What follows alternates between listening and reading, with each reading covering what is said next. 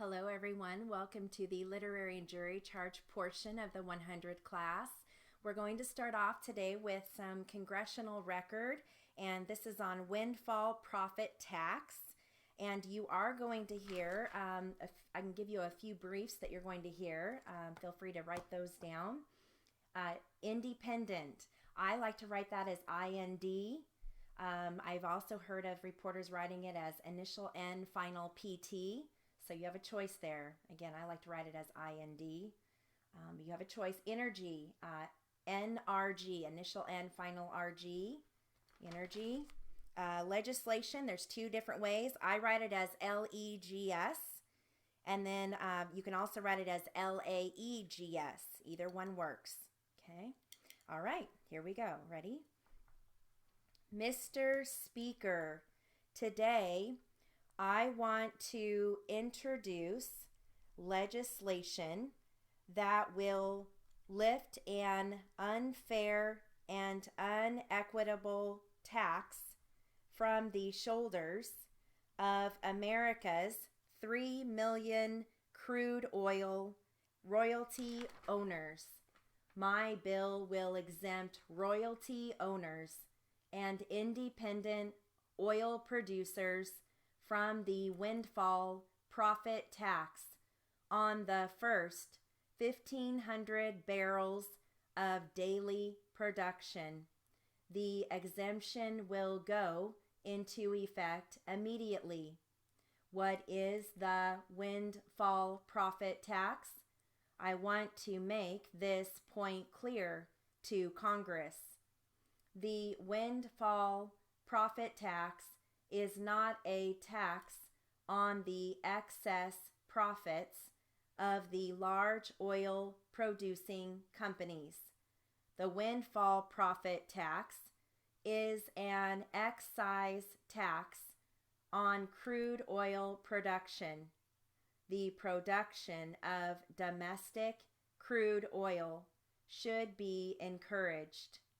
With the countries in the Middle East in a constant state of chaos and turmoil, with our neighbors to the south in various stages of issues, and with the Russian states planning to become major importers of energy, we must become self-reliant. The independent oil producers play a very important role in this nation's energy picture. They drill 85% of the wildcat wells, and they account for 65% of the new oil and gas fields. The windfall profit tax will not only affect the large oil producing companies, but will also place an unreasonable burden on our more than 3 million royalty owners. To give you an example, consider this. A royalty owner receives $10.75 on a barrel of oil, selling for $80. With the imposition of the windfall profit tax, the royalty owners will pay $4.42 tax on this income. This tax would place an unnecessary regulatory burden on the oil industry. In addition, the costs of complying are enormous. Mr. Speaker, the people are tired of overtaxation, over-regulation, and excessive control of the private sector. Let Congress act now to answer the will of the people and eliminate this unnecessary tax.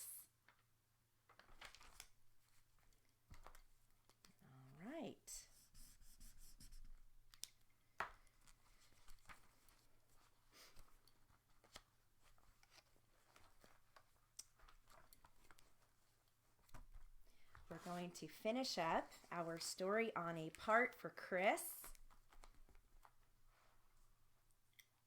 Okay. Here we go. Ready? Chris went back to his volunteer work at PS 138. In February, he became a salaried employee at the school. Frank and Marion couldn't have hoped for a better or more secure job for him.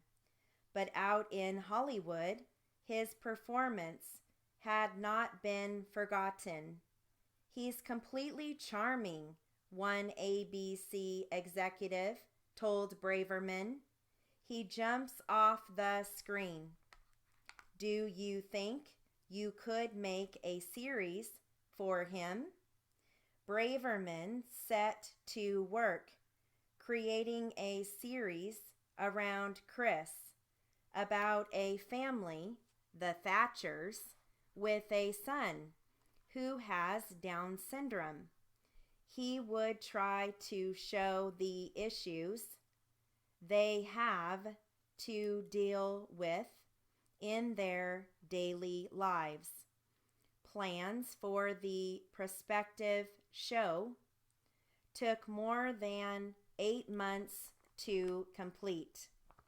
Then Braverman called Chris to Hollywood to shoot the pilot episode of Life Goes On. Chris had to be central to the action in many scenes. Could he handle the workload, the lines? The whole series depended on him. The questions were answered in the pilot's most demanding scene. In the script, Chris's character, Corky, is accused of copying from another student in order to pass an exam. To prove he hasn't, Corky meets with his teacher and parents in the principal's office. There, he has to recite the first stanza of Edgar Allan Poe's poem, The Raven. For Chris, using cue cards would have been cheating. He would memorize the stanza and was adamant that he would. Finally, the day to shoot the scene arrived. Chris took a last look at his lines, and the set fell silent. Action, the director called. The principal asked disbelievingly whether Corky knew The Raven, and Chris began the poem. Once upon a midnight, dreary, while I pondered, weak and weary, over many a quaint and curious volume of forgotten lore, while I nodded, nearly napping, suddenly there came a tapping, as of someone gently rapping at my chamber door. His father, the other actors, and the crew listened breathlessly. Could he possibly get it in one take? "'Tis some visitor," I muttered, tapping at my chamber door. Only this and nothing more. And on he went. Tears welled in the eyes of actress Patti LuPone, Chris's on-screen mother, as she finished the scene. "Cut," the director called. That was beautiful. The crew burst into loud, long applause. Chris had put an end to any doubts about whether he could handle the workload. ABC gave the series a slot on its Sunday night schedule. The debut broadcast on September 12th of that year brought a chorus of acclaim and gratitude. One newspaper story quoted a young mother in Kansas who said that since the show, people had been coming up to talk to her handicapped son instead of shunning him. In New York, another said that the show had given fresh life to her child's dreams. As a handicapped person who has found success, Chris feels a keen responsibility to help others like himself. When he was invited to the White House, the president recorded a special public service announcement with Chris, reminding viewers of the often overlooked capabilities of the disabled. Chris attends every function he can on their behalf. He told the audience, "I think it's beautiful that people like me can watch our show and see what Corky can do." During that season, viewers saw Corky Thatcher go to dances, press for more independence, argue with his sisters, worry about his future, and reach out to help other youngsters with Down syndrome. Through Corky and by his own example, Chris Burke has won countless morale victories for mentally handicapped people everywhere. One of his most moving pleas came at the end of an episode where some of Corky's malicious fellow students nominated him for class president, but as a joke, Corky decided to go through with it, even though he knows it's just a mean prank. He doesn't win, but he uses his moment at a school assembly to speak for himself and all the kids with Down syndrome. We have a life too. We have dreams, just like you. All we want is a chance to be your friend.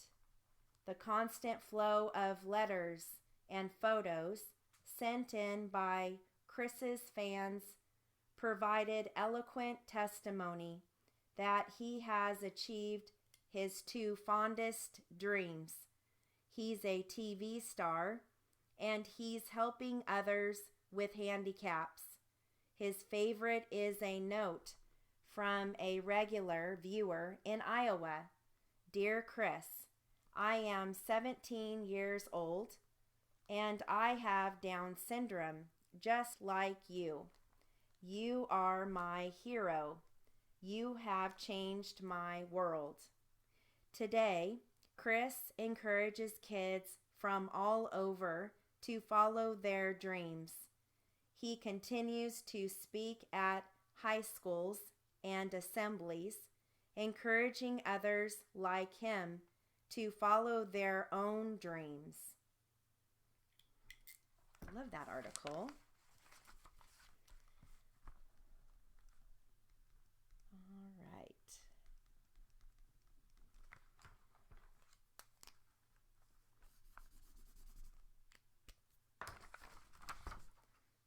Moving right along, I'm going to continue reading jury instructions.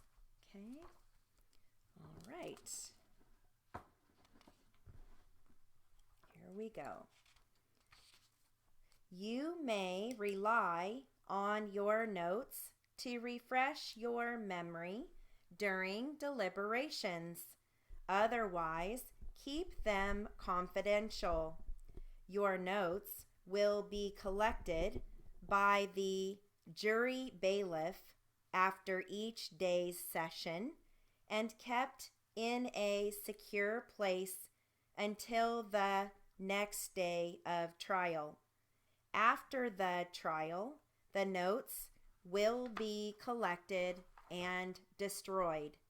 You will not have a copy of the written transcript of the trial testimony available for use during your deliberations.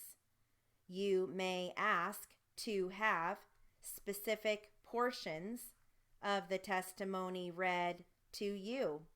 You should pay careful attention to all the testimony because you must rely primarily on your memory of the evidence and testimony introduced during the trial. To assist you in evaluating the evidence, I will now read to you portions of the specific jury instructions for the offenses with which the defendant is charged. I will read them to you in their entirety at the close of the evidence. Count 1. Count 1 of the information charges the defendant with first-degree intentional homicide as party to a crime. To the crime. Section 939.05 of the Wisconsin Criminal Code provide that whoever is concerned in the commission of a crime is a party to that crime and may be convicted of that crime, although that person did not directly commit it. The state contends that the defendant was concerned in the commission of the crime of first-degree intentional homicide by either directly committing it or by intentionally aiding and abetting the person who directly committed it. If a person intentionally aids and abets the commission of a crime, then that person is guilty of the crime as well as the person who directly committed it. A person intentionally aids and abets the commission of a crime when acting with knowledge or belief that another person is committing or intends to commit a crime. He knowingly either assists the person who commits the crime or is ready and willing to assist, and the person who commits the crime knows of the willingness to assist. To intentionally aid and abet the crime of first-degree intentional homicide, the defendant must know that another person is committing or intends to commit the crime of first-degree intentional homicide and have the person and have the purpose to assist the commission of that crime. Before you may find the defendant guilty of first-degree intentional homicide as a party to the crime, the state must prove by evidence which satisfies you beyond a reasonable doubt that the defendant directly committed the crime of first-degree intentional homicide or intentionally aided and abetted the commission of that crime. all 12 jurors do not have to agree on whether the defendant directly committed the crime of first-degree intentional homicide or aided and abetted the commission of the crime. Each juror must be convinced beyond a reasonable doubt that the defendant was concerned in the commission of the crime in one of those ways. Okay, and that concludes our literary and jury charge for the 100 class. Have a great day.